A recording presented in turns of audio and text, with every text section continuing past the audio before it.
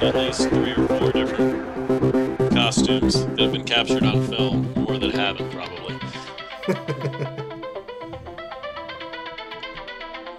All right. Hopefully my sound volumes are up to par. What's going on, guys? This is Chazcast episode 2, the long-awaited. It's been a few months now since our first episode, where we kind of briefly just introduced Hi-rez Studio to the whole Tribes community. We didn't really ask too many specifics, as many of you guys have known. If you haven't seen that episode, which is Chazcast episode 1, it's on our podcast section. Lots of good information as far as how the company operates and their mindset on how they develop video games as a independent game developer. We've been basically interviewing Todd Harris on this interview and on the other one, and he's been an absolute honor to be able to talk to him. The guy is extremely professional and has gone out of his way to give us some first-hand information as to what Tribes has in the store for us, or what Tribes has in store for us, I should say. So this episode 2 is it's going to open a lot of doors. It's going to open up a lot of questions. I'm pretty sure there's going to be a lot of stuff said, but nonetheless, a lot of really good information is going to be packed into this episode. I think you guys are, for the most part, going to be extremely happy. You know, after listening and talking to Todd, he kind of gave me a little bit of confidence. I mean, these guys really do know what they're doing, and ultimately they're going to give the Tribes community something that they've never had before, and that's a developer that is going to be constantly honing in on what needs to be tweaked as this game comes to beta and final release. I mean, it's one thing that I can say about the Tribes community, and Tribes 2 specifically, is that, you know, I'm pretty sure all you guys who have played Tribes 2 from the beginning all understand the term UE.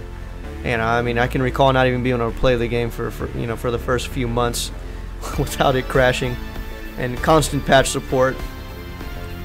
Failed, one after the other, just poor support, and ultimately, when you listen to this interview, you're going to kind of get a sense that, Hi-rez Studio is here to take care of us and to give us something that we all enjoy or have enjoyed playing, and that's to bring back the essence of Tribes, but obviously on a new slate with a lot of new things to take into consideration. So we hope you guys enjoy the show. We're definitely looking at an interview that's probably the longest that we've done. I think our runtime is going to be probably well into an hour. So kick back, grab some popcorn, some Coke, or pop, wherever you're from, whatever you want to call it, and listen in. We've got a lot of good stuff here. I'm going to be later on joined by Ricky and Martin. They are forum admins on tribesnetwork.com, and we're going to have actually some special shout outs to a couple people. This interview, first off, has been community inspired. It's all the questions that we have asked, we as a network have all come together and grabbed community questions to put them together in a structured form from top to bottom, basically. So pat you guys selves on the back for coming out of the way and submitting these questions to get them answered. And I think we've done a pretty good job as a community expressing our opinions. These guys obviously have been listening, believe it or not. They know some of the big key points and what, as a community, what we want out of them. So, yeah. It's going to be pretty sweet. First-hand information, probably one of the biggest turning points to this day as far as information that you guys are about to hear. Really exciting stuff. So, let's get the show on the road. Rick, Martin, make the call. Let's get this show on the road. It's hilarious. I think I'm ready. Is it just you today? No, actually, you're joined here by it's me, Chris, Ricky's here, and Martin. So there's 3 guys from within the Tribes Network community. Oh, and you're also joined by Micah. She's kind of the network secretary. We just hired her to pick up trash and stuff like that. So Yeah. I'm just kidding. She's a forum admin, or she at least pretends to be. So Okay. they're all listening in as well. All right. Hey, Ricky. Hey, what's Martin. up? How you doing? Rick's a little sick, so you have to excuse him. He's not as. Under the All weather. I'll But, stay far back from the mic. I so know, don't right? catch whatever he's got. But at any rate, welcome back. Shazcast episode 2. We appreciate you coming back and doing a second follow-up interview with us.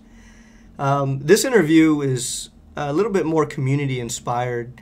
We really wanted to kind of go out there and see what exactly they wanted to get answered. So, we'll kind of start off with some easier questions and lean into more specifics as we go. So, Todd, what can you tell me about E3? Is there anything that, are we making an appearance there? What are we doing there?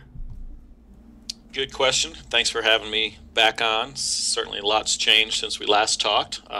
All for the good, I think. So we're actually skipping E3 this year. We plan to be at PAX West end of August. We may show the game at QuakeCon as well, a little bit ahead of that date in Dallas. But we're going to skip E3. Really, that's the short answer. I'll give you guys the longer reasoning. 2 main reasons. One, just in general as a studio, we definitely prefer more of the consumer-oriented shows than the press-oriented shows. That is definitely my preference. But that said, E3 is a huge show, and if the game was at a point where we felt it would be polished enough to show, we would have taken it there. But we've really been focusing on the gameplay more than the polish and the smoke and mirrors. And I think we talked a little bit actually last time in the podcast that the way we work is very much gameplay first. We'll block things in and make sure that they're fun. We'll work a lot of times with rough art models and keep things rough for a while. And we think that's how we make the best game. But it doesn't necessarily get you a polished marketing deliverable real early in the process. So that's the scoop on E3. And also, there have been a number of questions on Facebook. I know people are really anxious to see a gameplay video. And that's also the reason that we haven't put that deliverable out, is because there's just some placeholder models and things in there that if you're looking at it and you don't know that, people can make a snap decision and not know that something is a rough placeholder and think it's finished art. So we put the screenshots out there. We'll have more screenshots to share, and I do expect that we will have gameplay that we put out publicly, that is just some brief video footage, by the end of June. But given that E3 is just a week or so away, we weren't quite ready for that. So this next question, Todd, is coming straight from our Australian fans. What can you tell us about server support? Or what do you guys have in store for us? Are we going to have dedicated servers, or do you guys have something kind of pre-planned for that? What can you tell us about that? So the server philosophy is it's going to be central Hi-rez managed servers. We do want to offer a solution for what I'll call private server environments that may end up being physical servers, or it could be more of a virtual, server room that's hosted centrally and managed by the user. So with a private server, you could choose who plays on that server and set the policy and kind of server flags as far as gameplay parameters and that sort of thing. But it is important to us to have a environment that we're centrally managing, that all users are logging into for user authentication and that sort of thing. So at the high level, there will be central servers with some private clan options. Have you guys done any work with perhaps maybe any previous Tribes mod developers like Arx, Zod, for example? Have you guys ever reflected on any of their coding or just their ideas as far as what they've done in the past?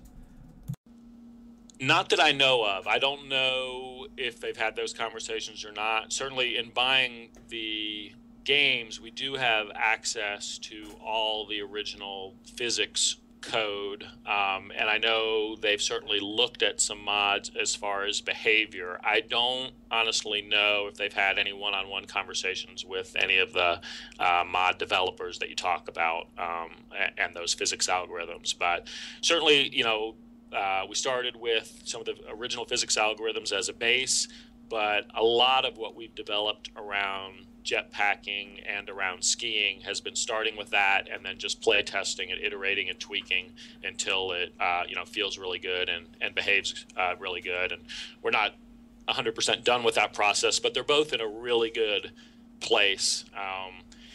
I mentioned play testing a lot, and we've actually started the phase of bringing people in the studio and having them come in and play, and that includes competitive shooter players not familiar with Tribes, includes folks that are from T1, T2, Tribes Vengeance, and you're never going to get a unanimous opinion from that group, but in general, people are finding both the jetpacking and the skiing to be on target. So that's encouraging to the dev team.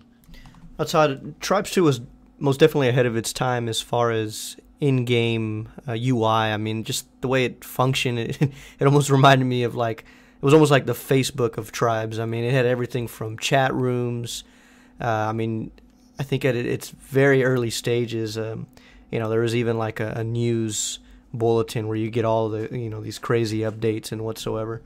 There was also definitely some pretty solid clan support, able to see who's online, who's offline, player profiles. There's just a bunch of stuff, a lot of unique things that were implemented into Tribes 2. You guys plan on, sticking to that as far as Tribes Ascend? In general, yes. I mean, Tribes 2 had a lot of that way ahead of its time, I would say, and now many modern team-based shooters have caught up with some of those things, including our own global agenda. So, at the highest level, team play is definitely a priority for us. So we're drawing inspiration from Tribes 2 and global agenda and other modern shooters on things that support team play and knowing the status of your team and your friends and clan mates. So you'll definitely, as I mentioned, have a unique authenticated login. And actually, we were just testing that last night. That was actually our first test from home, just for in-studio friends and family. So that was pretty cool that we actually got the build deployed outside the studio and did our first remote test. And so testing outside the studio, obviously all those features start to become more important around communicating with your team. So in general, can't say we're going to cover one for one every feature the same way it was implemented in Tribes 2, but we're working to support those team-based user interface features. Another thing that made Tribes 2, Tribes 1, well, both of those two specifically, very unique is obviously movement. I know that there's been a lot of stress with the community, making sure that jetpacking, flying, skiing, things like that, that it has to feel right. That's personally, and I'm sure the community would agree, but these are some of the main key factors that actually are the reason why the community still plays to this day. I mean, there's such a huge learning curve, routes. I mean, you can't just get up, walk, and expect to kill somebody, or you can't just get up, walk, and pick up the flag and expect to come home. There's a lot of strategy behind that. Speed is everything for obviously capping. And, do we plan on sticking to that? I mean, are we going to have to go out there and study, body placement, ski placement, position placement, things like that? Yeah, well, I think players will find that movement is still a huge part of the game. The game plays certainly much quicker than today's shooters, and individual player skill makes a huge difference as far as how fast you can move and maneuvering in the air and aiming for that matter. So all those elements are very much preserved. Regarding skiing in particular, I think we embrace it, and I think Scott, our designer, would say as far as the level designs that we embrace it. even more than some of the earlier games, in that there's specific routes kind of identified and encouraged or discouraged in maps, and so certainly players are moving very quickly, and skiing is just a deliberate part of the game in addition to flight. So if anything, the goal for us is always try to make things easy to learn but hard to master, and with skiing and flight, feel like we've done that, where they feel intuitive to pick up and just get yourself moving. But there's clearly a big difference in our play tests between the experienced players and the newer players, just regard to how quickly they move, how maneuverable they are, how easy or hard they are to hit, that sort of thing. So what can you say about maps? Are we sticking to the roots as far as Tribes 1, Tribes 2, big maps, big bases, lots of room to fly, lots of room to ski, out-of-bounds grids maybe perhaps? I mean, and if there are out-of-bounds grids, are we going to be able to stray away from them, maybe make a route outside and come back in to the playing field? I mean, what can you say to that?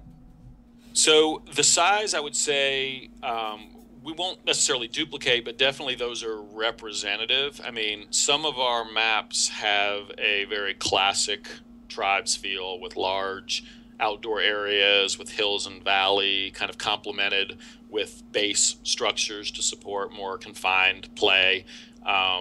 And we've got at least one map that actually uses flight very differently and well, but it's just a different element. So as far as size, I think those maps are definitely representative.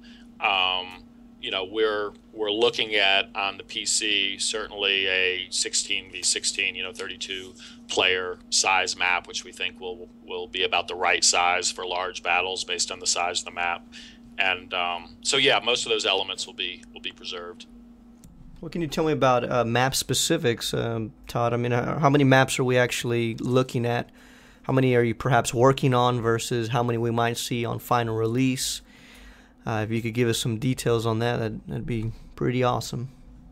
Well, I can tell you what we've got right now, which is not an official number that we'll have upon release. But right now, we're actively play testing 4 of them on a regular basis. So, in fact, I'll give you some details on them. We have a map called Dry Dock. I think we released some concept for that. It definitely has a classic Tribes feel. It's a large outdoor environment that supports a lot of in-air kills and hills and valleys, plus 2 bases that and those bases host generator gameplay for basically capture the flag sort of game mode, and it's an awesome map. We've got another map called Crossfire that we're playing that was actually, I would say, inspired by Broadside. It's not necessarily the same layout, but some inspiration there. We actually have Katabatic, very faithful recreation of that map, although definitely drastically updated, but it really maintains the same basic layout and size dimension. We played that yesterday. And then there's a 4th map that we're playing, Arx Novena, I think is what it's called.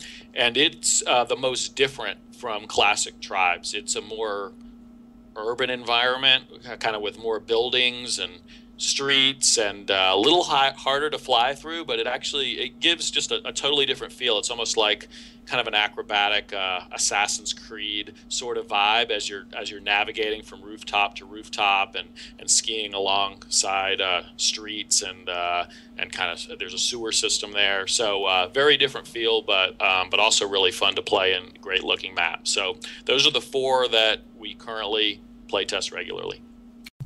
Katabatic. Wow.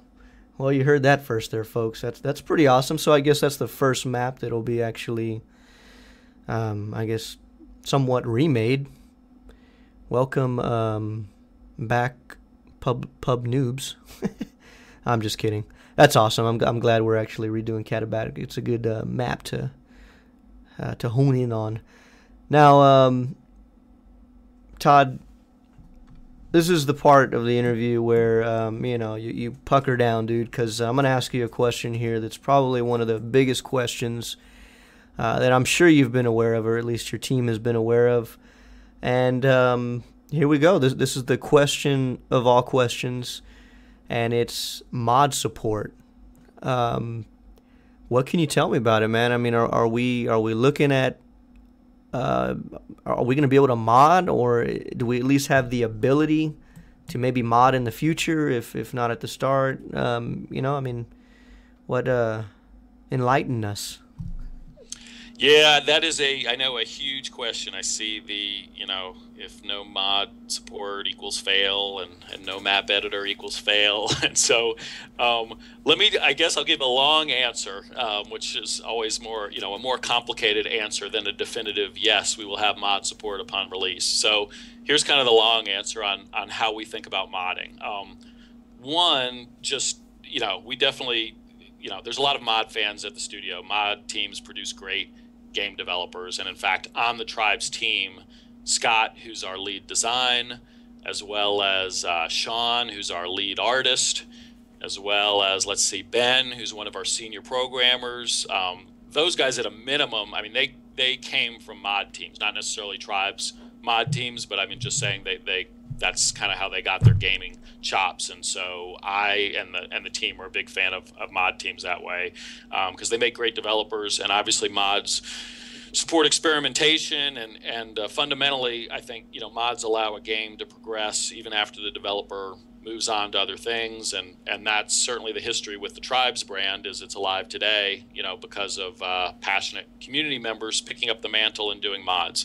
So but all that said, Hi-rez is definitely not a move-on type of developer. I mean, we're kind of the opposite in that we're all about games as a service. So if looking at global agenda, you might like the game, you might not like the game, but one thing that we're consistently recognized for is the fact that we have updated that game constantly. I mean, 3 major updates that were almost like full game releases, more minor patches about once a month. And so we're always developing that thing. And that's really how we think about games. We don't think about games as fire, forget, put it on the shelf, be done with it. We really see games as something where the developer is constantly updating and adding to the game based on community needs. So that affects everything we do. Okay, so whatever we do around tools to support the community, our first priority is making sure we can continue to update the game. And sometimes those things are in conflict. You guys can probably appreciate if we're updating the game and adding new functionality and someone else has created an offshoot of it, there can be friction between those two things. So all that said, I'll just kind of say here's our priorities for the project. Number one is just make the core game fun and keep supporting it with fixes. Don't abandon it in a buggy state where modders have to pick up the pieces. So first priority is make the game that we release fun and of high quality. Second priority is have systems in place so that we can constantly update that game based on feedback. Third priority is get a large number of people playing the game, large as possible. And even in the beta process, have a very large number of people playing it so that we can improve that core game with feedback. Fourth priority is have some server flag sort of options so that if you have a preference for a rule set different than I do, you don't necessarily have to mod the game because it's complex with the way games are built today, but you've got some way to change flags. So maybe, let's take a gameplay example.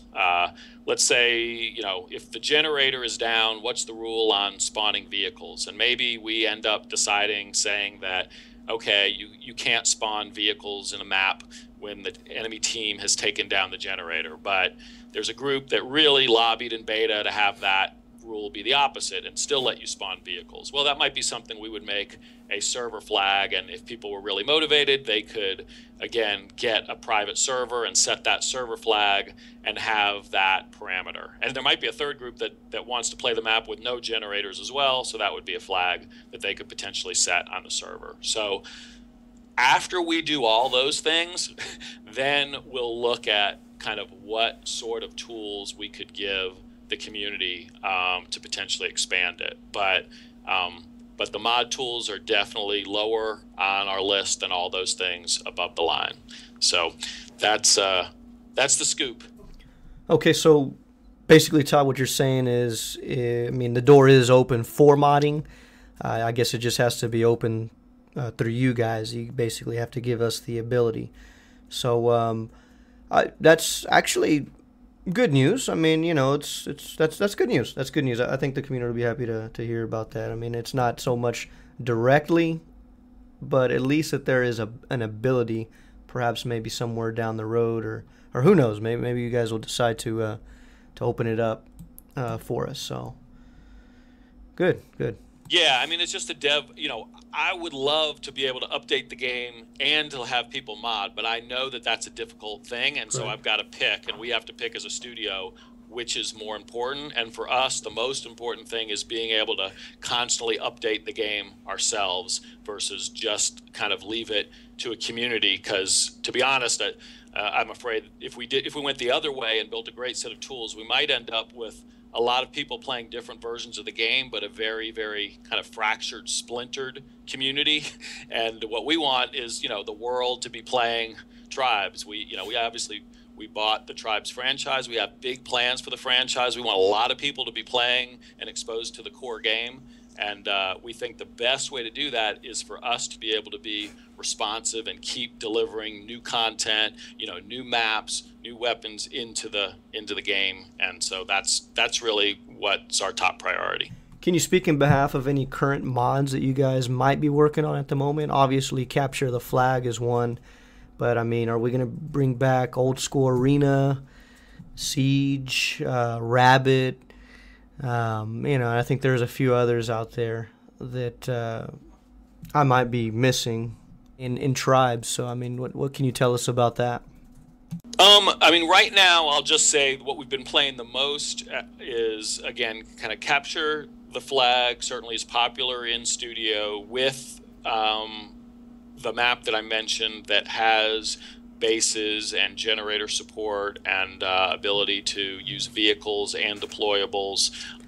We've also been playing just a bit of like team deathmatch and a bit of Rabbit, I will say we've also implemented. So those are the games right now that we've mainly been playing to get all the core features feeling really, really good. I also will say that, I mean, implementing Rabbit, because of all the other systems, it was literally like a day or two worth of work. So we've got a long list of potential game modes to add, but we want to make sure, the ones we start with are play well and are going to represent well in beta before we add too many more.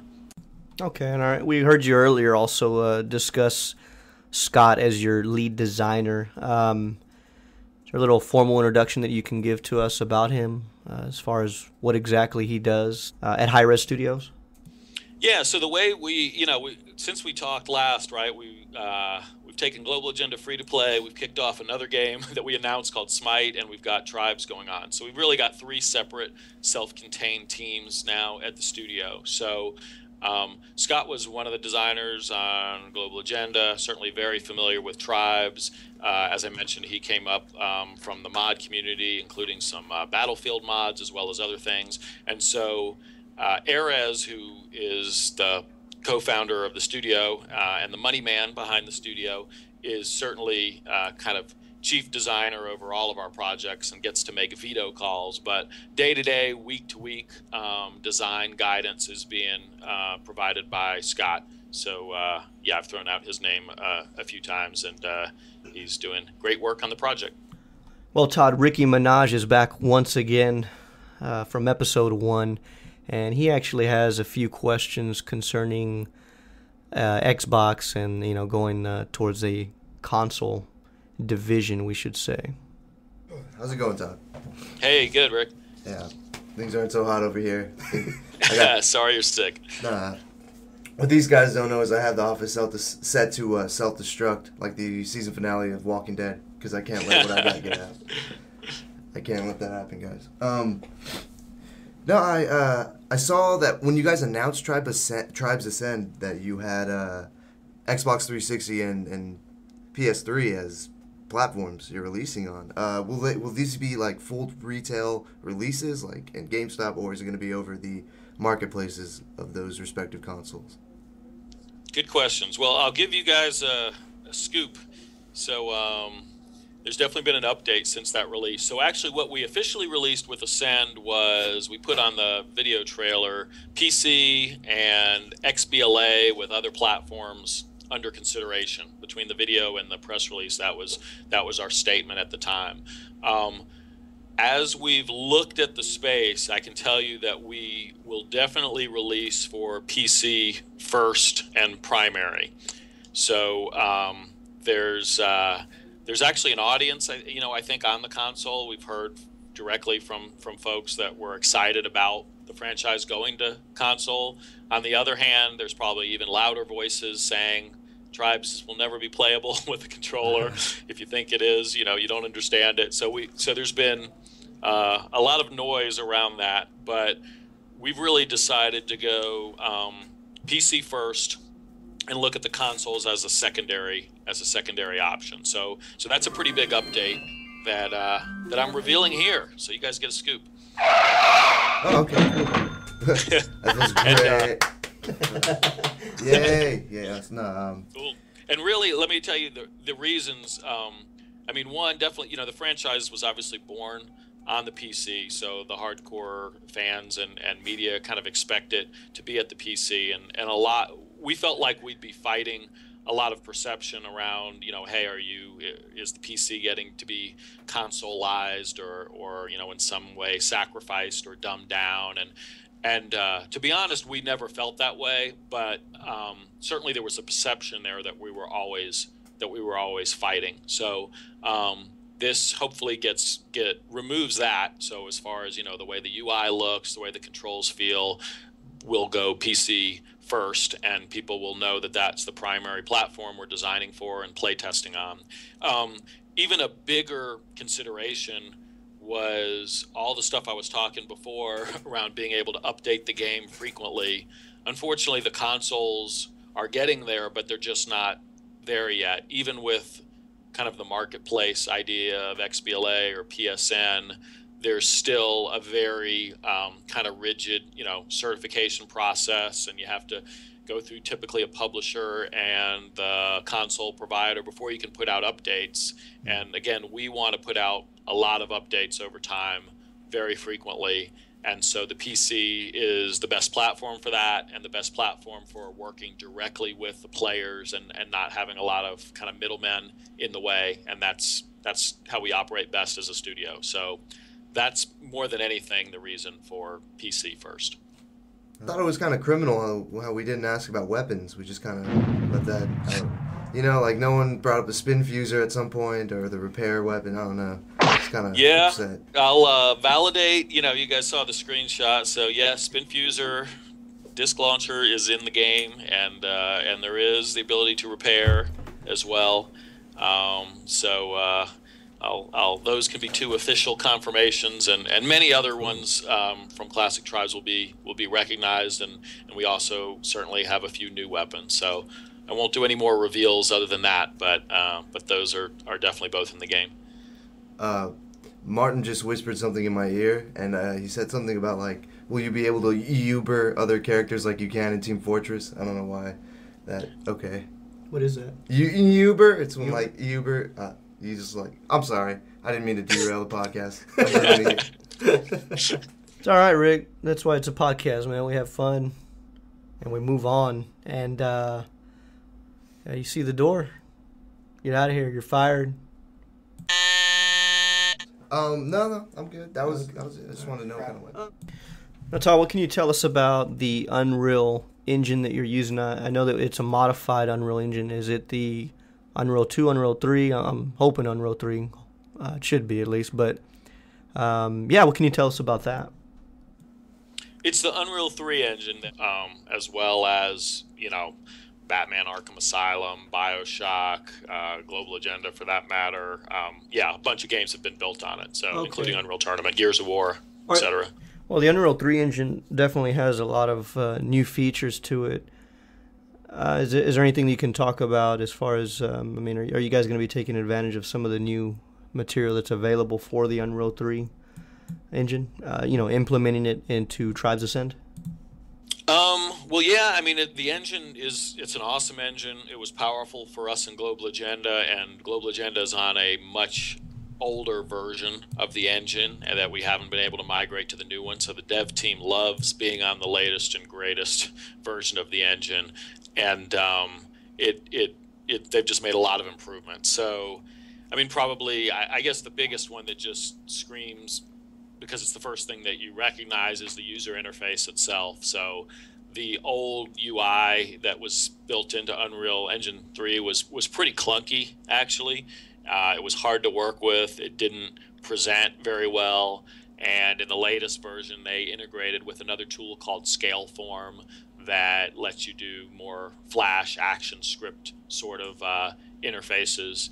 And you can do some really nice looking sexy stuff, and it's easier to author, and it performs a lot better as well. So you're going basically from something that was hard to use, didn't perform, and didn't look good to something that is easier to use, runs really fast on lower spec hardware, and looks really good. So that's a big upgrade all around. Okay. There are a lot of veterans out there, a lot of Tribes veterans, that is, and they would like to know, in your words, what are we going to get out of Tribes Ascend that separates itself from any other previous Tribes game that has released in the past? Yeah, I think there's a bunch of stuff. I'll kind of hit it at multiple levels, I guess. One, the first impression, I was just talking about user interface. So the first impression, obviously, the graphics, the UI, it's gonna have sizzle and be modern looking. That's the first impression. Next, when you're in a particular map, I think that the level design itself has been, it's just been finely honed to embrace, kind of as I was mentioning before, embrace skiing more and even use flight differently. I mentioned the Assassin's Creed sort of map, which is a very, very different experience. And so that'll just be an alternate experience for players, in addition to the maps that feel much more classic, or even were taken from older Tribes maps. So level design innovations there that are all about player individual skill and that learning curve that we were talking about. So level design that really uses the learning curve. Second, as far as a gameplay system, I think that the base mechanic itself is very strong and improved. I think it takes the best from some of the old concepts. So the system that we have is, without getting into too much detail, as you do good things in the map, you get credits that you can then earn to purchase different deployables, and use those things, or vehicles, use those things to go on offense or to secure your base. And I think we're going to see a lot of really cool emergent gameplay there, because there's just more flexibility in placing things like base turrets and other defenses, and they all come to players that earn them by doing good things in the match. So I think that's an improved mechanic that's going to work very well. Let's see, across matches, kind of from game to game, shooters, as they've gotten more modern, have started to embrace more character persistence. So ranks and other things that follow your character, and ways for you to basically kind of earn additional levels and prestige in the game. And that's going to be something that we bring to the franchise. So higher level characters will have a larger variety of tools at their disposal and generally look more badass. So that character persistence is an element. And then certainly service. I guess just as a studio, as I mentioned, we're all about ongoing updates. So we're not just going to put this thing out and then turn to the next project. We really want to be supporting the Tribes franchise for a long time. And I guess that's a pretty long list. The last one would be fame. Hopefully, we want this to be a big game. We want the Tribes veterans that are good enough to, be dominating other individuals or other teams. We want those accomplishments to be known by millions of people, because that many people have been exposed to this game and are playing the game. So all those things. Okay. So how about some good stuff here, Todd? I mean, when are we expected to see closed beta, open beta, anything as far as maybe a final release for the actual game? Don't leave me hanging.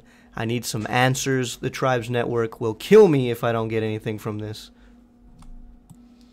Well, let's see. Can't nail down a release date. I can tell you some of the big milestones, and we can maybe close with that. So remote testing, as I mentioned, literally last night, we ourselves played the game for the first time outside the studio walls. So that was a big milestone.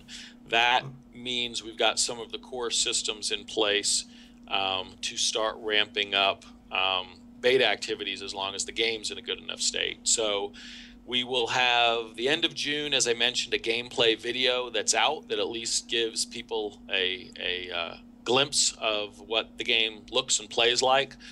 Over the summer, we will certainly have beta activities.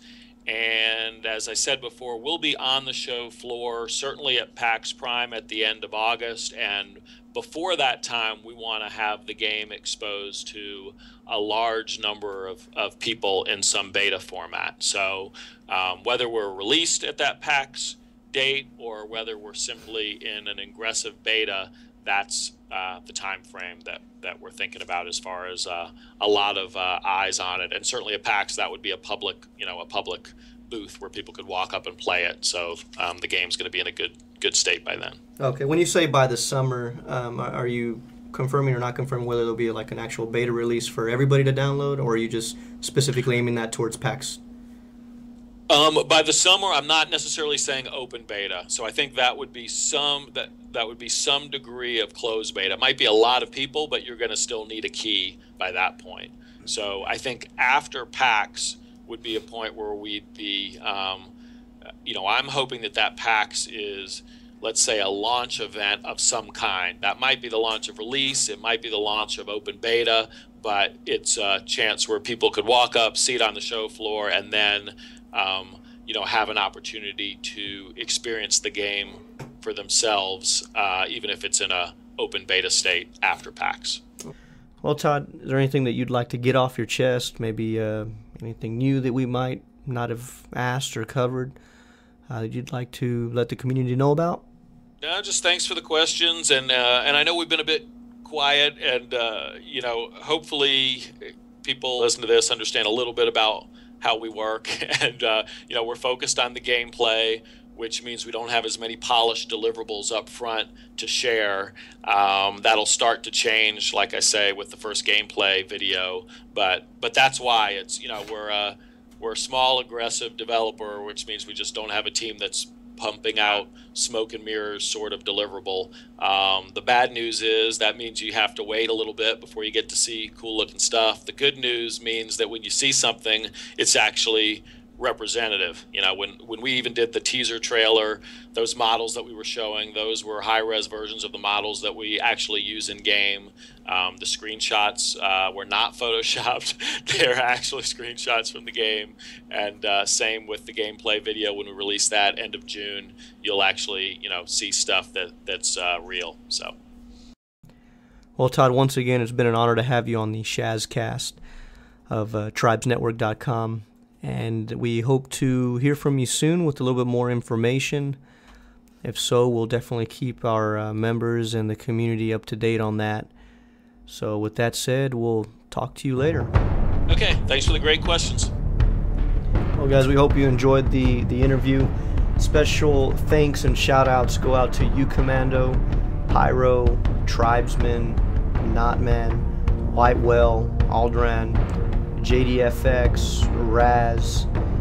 Let's see. Also out to all the Australians out there. They handed us some pretty cool questions, some concerns of theirs, and hopefully we answered your questions there, or Todd answered your questions. If we missed anybody and you feel like your question was answered and we didn't throw your name out there, just send us something through PM or email. We are going to list or have a list of all the individuals who partook in the questions that were asked today. We're going to be posting them up as a news post on tribesnetwork.com, just as a big things.